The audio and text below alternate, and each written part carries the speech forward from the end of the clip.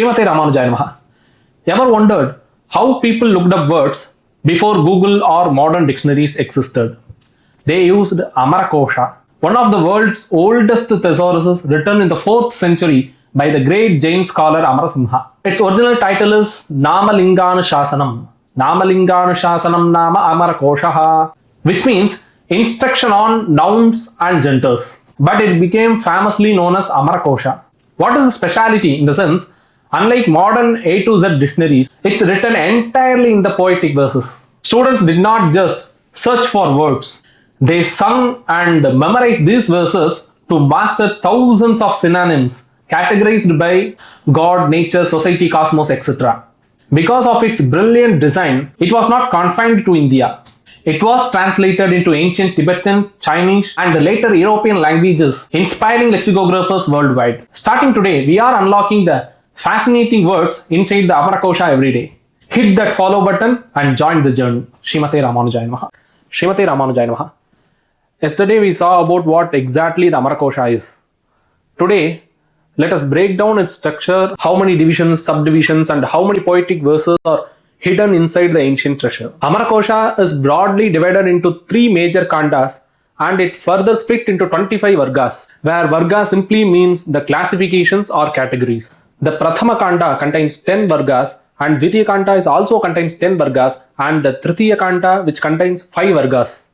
As I mentioned yesterday, the entire dictionary is not just a list. It uses a rhythmic poetic meter called Anushtup Chandas. In total, there are 1608 poetic verses in Amarakosha. Actually, memorizing these verses gives you effortless mastery over thousands of words and its gender without ever needing an A to Z search.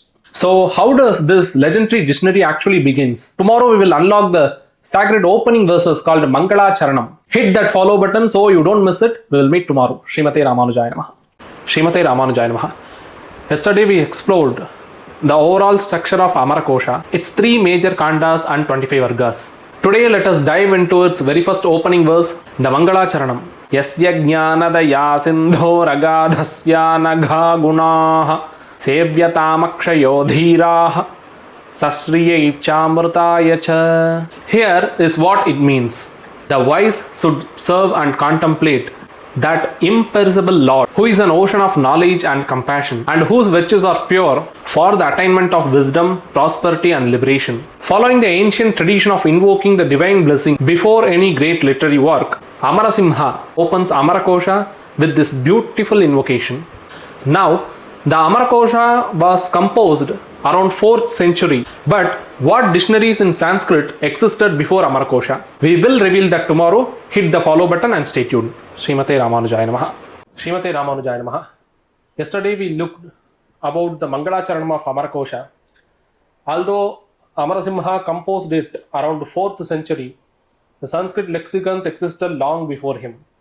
The earliest roots go back to Yaska's Nirukta, created specifically to decode the Vedic terminologies. Later, general and literal dictionaries emerged, such as Vachaspatiya, that is Shabdarnava by Vachaspati, and Vyaji's Utpalini. Amarasimha himself acknowledged these great predecessors in his text.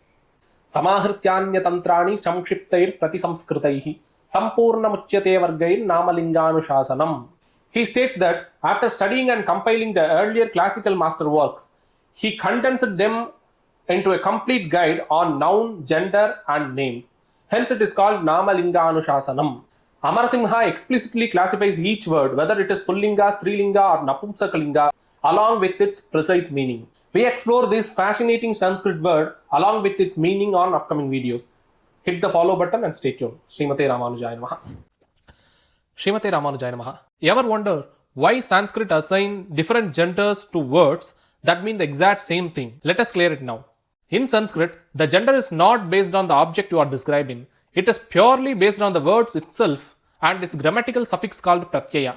For example, let us take the concept of price. It can be described in 4 different words. Stavaha, stotram, stutihi, nutihi. One single concept but 4 different words across all the 3 genders. The meaning remain identical, proving that in Sanskrit, gender belongs to the words, not the object. Share this to the learners. Hit the follow button for more about Sanskrit. Srimate Ramanujaya Namaha.